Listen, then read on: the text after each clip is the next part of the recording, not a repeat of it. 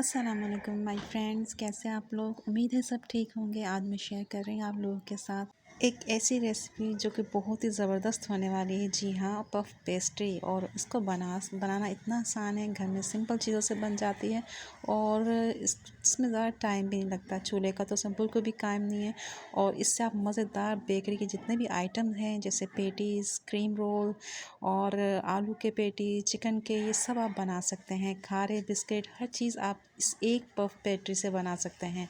और ये इसको बना के जब आप रख लेंगे, इसको फ्रीज़ कर लेंगे, तो आप 5 से 6 महीने तक इसको यूज़ में ला सकते हैं। आधा किलो मैदे और थोड़ी सी घी से ज़बरदस्त सी रेसिपी हमारी बनने वाली है।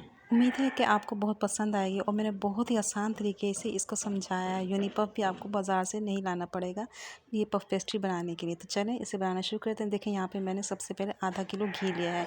सिंपल दानेदार घी जो बाज़ार से मिल जाता है, ये आपने ले लेना है और इसके लिए हम यूनिपफ की तैयारी करेंगे। ठीक है। अच्छा, आपने इसको मेल्ट कर लेना है। पतीले में डाला, इसका हमने दाना ख़त्म करना है। जैसे ये मेल्ट हो जाएगा, इसको मैं उतार लूँगी। ये देखें, इसमें दाना ख़त्म हो गया है। इसको मैं एक साइड में रख दूँगी। अब यहाँ पर मैंने एक बर्तन में बर्फ़ ली है। ठीक है, बर्फ़ के मैंने पीस ले लिए हैं और इसके साथ इसमें थोड़ा सा मैं पानी भी ऐड करूँगी। और ये जो हमारा घी है, ये आपने बहुत ज़्यादा गर्म नहीं, 50% इसको गर्म होना चाहिए और 50% आप इसको ठंडा कर लें। ये इसके अंदर बर्फ़ में हम डाल देंगे।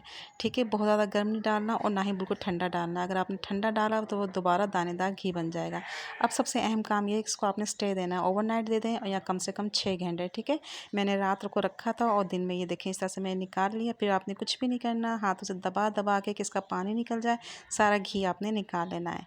इस तरह से ये मैं सारा जो घी है इसको दबा दबा के इसका पानी निकाल लूँगी। और ये जितना ही मक्खन निकल रहा है, इसको मैं एक साइड पर रख दी जाऊँगी। इसी प्रोसेस को आप दोबारा करें। उसी मक्खन को जो निकला है, मैंने दोबारा दबाया है, तो थोड़ा बहुत जो पानी रह गया ना, वो भी निकल जाएगा। अब आपने क्या करना है, इस घी को हाथों से अच्छी तरह से मसलना है कि इसमें जो दाना रह गया है वो ख़त्म हो जाए। तो एक सॉफ्ट सा, ये देखें, मक्खन की तरह से हमारा ये बन गया है। और इससे क्या होता है कि इसका दाना ख़त्म हो जाता है, एक मक्खन की शक्ल में आता है। और जब हम इसकी मैदे की डो बनाएंगे ना, तो इसमें अच्छी से सेट हो जाएगा और ये बाहर नहीं निकलेगा और हमें डो बनाने में बड़ी आसानी रहेगी।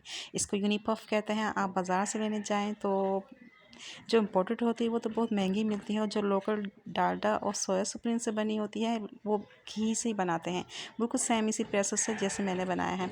अब चूँकि ये हमने आधा किलो घी की बनाई है, तो आधा किलो में 500 ग्राम घी होता है। तो इस तरह से जो हमारा ये यूनिपफ बटर बना है, ये 500 ग्राम है। ठीक है, अब इसके हमें वेट ना करना पड़े, उसकी आसानी के लिए इसे 5 हिस्से कर लूँगी।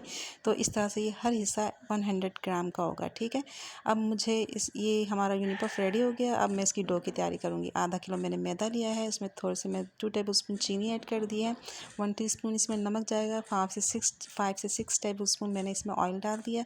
थोड़ा सा पानी डाल के इसको मिक्स कर रही हूँ मैं, और पानी थोड़ा थोड़ा करके डालूँगी। आपने बहुत ज़्यादा एक साथ नहीं डाल देना कि ये वो जो हमारा आटा बहुत सॉफ्ट हो जाए। तो बिल्कुल हमने जैसे आप घर का रोटी का आटा गूंदते हैं ना, ऐसे ही आपने गूंदना है। और लेकिन थोड़ा सा आप ज़रा उसे सख्त रखिएगा। ठीक है, क्योंकि हमने इसकी डो को बेलना है और 3-4 दफ़ा बेलेंगे इसको पफ पेस्ट्री बनाने के लिए। तो इस तरह से मैंने थोड़ा थोड़ा करके इस तरह से पानी डाल के आटे को अच्छी तरह से मुट्ठी लगा के स्मूथ करके मैंने इसको अच्छी तरह से गूंद लिया है। और गूंदने के बाद फिर आपने इसको स्टे देना है 10 से 15 मिनट के लिए। तो ये देखें, ये हमारा जो है यूनिपफ है, इसमें से अब आधा किलो मैदे की अगर मैंने डो बनाई है, तो मुझे 300 ग्राम्स या फिर ज़्यादा से ज़्यादा 350 ग्राम चाहिए। ठीक है, तो ये 500 ग्राम है, तो इसमें से जो 1.5 जो है मैं निकाल दूँगी। और बाकी जो यूनिपफ है, मैं इसका डो में यूनिपफ बनाने के लिए इस्तेमाल करूँगी, पफ पेस्ट्री बनाने के लिए इस्तेमाल करूँगी। अब मैंने इसके पीसेस कर लिए हैं ताकि मैं इसको स्मूथ एक जैसा कर लूँ। और ये देखें, इस तरह से एक ब्लॉक की शक्ल में मैं इसको बना लूँगी और हाथों से अच्छी तरह से मस के ये नरम भी हो जाए और एक ही शेप में आ जाए। ये मैंने इसको रेडी कर लिया है, हमारा सॉफ्ट हो गया बटर। अब यहाँ पे जो मैंने आटा गूंदा था ना डो के लिए, इसको लेंगे। काउंटर पे खुली जगह चाहिए होगी आपको, और ड्राई आटा भी अपने साथ रखिएगा, मैदा, उसको भी हम साथ साथ डस्ट करते रहेंगे। ये बहुत ज़रूरी है ताकि जब हम इसको बेलें तो हमारा जो आटा है ना, ये फटना नहीं चाहिए। अब मैं इसको चारों तरफ से 4 कोने जो हैं इसके बेलूँगी। सेंटर में मैंने इसको मोटा रखना है। ये आपने देखना है बगैर स्किप किए कि आपने क्या करना है, इसकी एहतियात करनी है आपने। सेंटर से क्यों मोटा रखेंगे हम, क्योंकि बीच में मैं यूनिपफ रखूँगी और वो मक्खन का जो है वो ज़रा थोड़ा हार्ड होता है और बेलने में वो बाहर निकलने का कोई चांस ना हो, इसलिए जो आटा की जो हमारी डो है ये सेंटर में मैंने इसको थोड़ा थिक रखा है। अब ये जो मेरी यूनी पफ ली थी ना, इसको मैं सेंटर में सेट करूँगी इस तरह से। ये देखें आप, ये आपने सेट कर लेना है और फिर साइड से एक किनारा आपने उठाया, इसके उसके ऊपर सेट किया, दूसरे को अपोजिट साइड से यहाँ से आपने सेट किया और इसी तरह साइड से आप दोनों साइडें इस तरह से मिला देंगे। साथ साथ आपने इसको ड्राई मैदा जो है वो भी डस्ट करते रहना है। तो ये देखें इस तरह से आपने करना है, बहुत सिंपल तरीके से मैं आपको बता रही हूँ। तो ये हमारा जो अंदर मक्खन था ना, ये अच्छी तरह से पैक हो गया है और इसकी एक शेप आ गई है स्क्वायर सी। अब मैं इसको डस्ट करूँगी। 10 मिनट आप इसको रखिएगा बस नॉर्मल टेम्परेचर के किचन में। अब हमने इसको बेलना है। अब बेलना किस तरीके से है, आपने हल्के हाथों से, बहुत ज़्यादा ज़ोर नहीं लगाना, आपने हल्के हाथों से बेलन से इसको प्रेस कर रही हूँ और इस तरह से प्रेस करना है ताकि ये फैले, फिर हम इसको बेलेंगे। ज़्यादा ज़ोर नहीं लगाएंगे आप, क्योंकि अभी बटर जो है अंदर नीचे बहुत ज़्यादा इकट्ठा हुआ है, इसको हमने फैलाना है ताकि ये अच्छी तरह से स्प्रेड हो जाए चारों तरफ। तो इसी तरह स्लो स्लो करते हुए मैंने इसको फैला लूँगी। एक लंबा सा रेक्टेंगुलर शेप इसको मैं दे लूँगी। ये देखें जैसे मैं आपको दिखा रही हूँ, और साथ साथ आप डस्ट भी करते जाएं मैदे को। एक लंबाई में एक मैं इसको अच्छी तरह से कर लूँगी और चारों तरफ से ये बराबर होना चाहिए, यानी कहीं से मोटा हो कहीं से पतला हो। तो इस तरह से ये मैंने इसको बेल लिया है। इसके लिए आपको अच्छी जगह चाहिए होगी, खुली जगह पे किचन में काउंटर पे आपने ये काम करना है। चलिए ये मैंने बेल लिया। अब ये देखें आपने साइड से इसको उठाना है, बराबर के हिस्से लेने हैं, आधा इधर से और आधा इधर से। एक साइड मैंने उठा के सेंटर में इस तरह से रखी और फिर दूसरी जो है दूसरी साइड से उठा के आपने इसके ऊपर रख देनी है इस तरह से कि दोनों लेवल बराबर हो जाएं एक दूसरे के ऊपर। अब इसको बेलन से या हाथ से आप इक्वल करें, सेट कर लें इस तरह से। इस तरह से मिलाएं इसको इक्वली, ये बराबर हो जाए दोनों लेयर्स। और ड्राई आटा भी आपने लगाना है। अब साइड से एक आपने उठाया और दूसरी साइड से आपने दूसरा उठाया, थोड़ा सा सेंटर में गैप रखेंगे ताकि जब हम दोनों को मिलाएं तो ये फोल्डिंग में आसानी हो। तो ये हमारी पफ पेस्ट्री की पहली फोल्डिंग हो गई है, ठीक है। अब हम इसकी सेकंड फोल्डिंग करेंगे, लेकिन उसके लिए क्या ज़रूरी है कि इसको आपने रेस्ट देना है और ये रेस्ट आपने कम से कम आधा घंटा देना है और उसको अच्छी तरह से कवर कर लेना है प्लास्टिक से। मैंने एक बैग लिया है प्लास्टिक का, इसके अंदर मैं कवर कर दूँगी कि इसमें हवा ना जाए ताकि ये ड्राई ना हो। अगर मौसम ठंडा है तो किचन में बाहर ही रख दें, लेकिन अगर बहुत ज़्यादा गर्मी है तो फ्रिज में रख दें। फ्रीज़र में आपने नहीं रखना। तो आधे घंटे बाद देखें मैंने इसको फिर निकाल लिया है, मैंने फ्रिज में रख दिया था और इसको मैं निकाल लूँगी। अब ये सेकंड स्टेप है, इसकी सेकंड हम फोल्डिंग करेंगे। ड्राई मैंने मैदा लगाया है नीचे सरफेस पे और बस आपने वही काम जो आपने पहले किया था इसी तरह से आपने हल्के हाथों से, क्योंकि ये अभी बहुत थिक है, हल्के हाथों से इसको प्रेस करेंगे और फिर इसको मैं बेलना शुरू करूँगी। ये जो आपको वाइट वाइट ऊपर नज़र आ रहा है ये ड्राई आटा है जो मैंने लगाया था, ये ठीक हो जाएगा, बाद में सेट हो जाएगा। चलें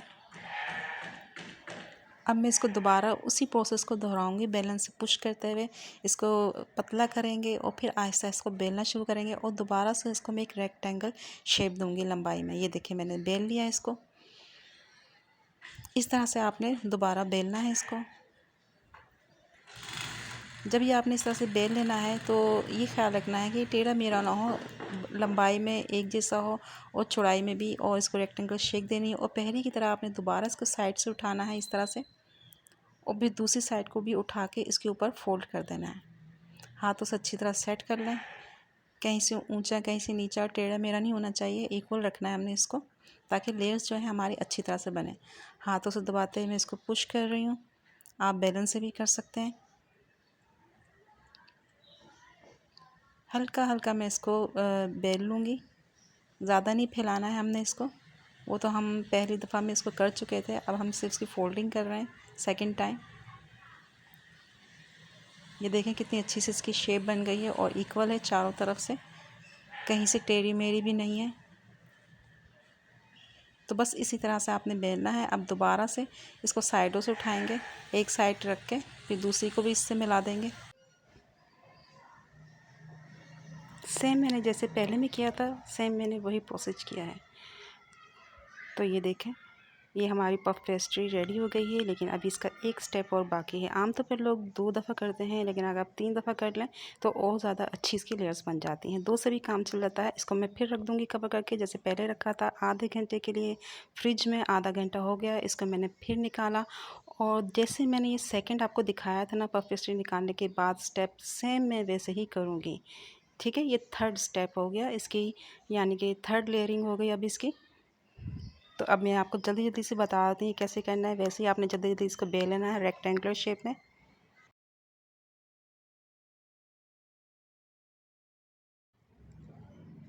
तो इसको इसी तरह मैं दोबारा रेक्टेंगुलर बेल लूँगी, फिर लेफ़्ट से इसको उठाएंगे, इसको सेंटर में रखेंगे, फिर राइट से उठाएंगे, इसको सेंटर में रखेंगे। लंबाई में बेला था, इसको इक्वल करेंगे, बैलेंस करेंगे और ये जब हो जाएगा तो फिर दोबारा पहले की तरह से इक्वली इसको हम इक्वल करेंगे और फिर इसके राइट और लेफ़्ट दोनों को मिला देंगे। थोड़ा सा सेंटर में गैप रखेंगे ताकि फोल्डिंग में आसानी रहे।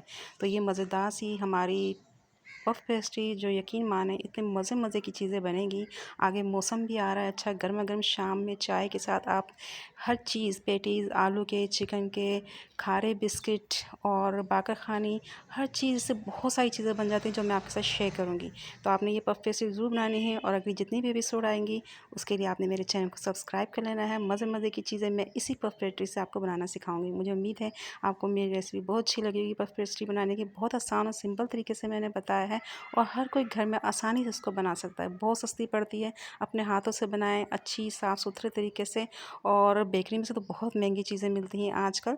और जैसे भी कोई मेहमान आएगा झटपट निकालें आप इसको, जितना इस्तेमाल करना हो कट कर लें और बाकी दोबारा आप फ्रीज़ कर दें। ये 6 महीने तक आप यूज़ कर सकते हैं। फ्रीज़ करने के बाद जब इस्तेमाल करना हो तो बाहर निकालें, रूम टेम्परेचर पे आ जाए तो इसको यूज़ करें। और अगर आपको मेरी ये मेहनत और मेरी वीडियो अच्छी लगी तो इसको लाइक ज़रूर कर दीजिएगा और सब्सक्राइब भी कर दीजिएगा ताकि ये अच्छी अच्छी रेसिपी इसमें आपको साथ शेयर करती हूँ। अल्लाह हाफिज़।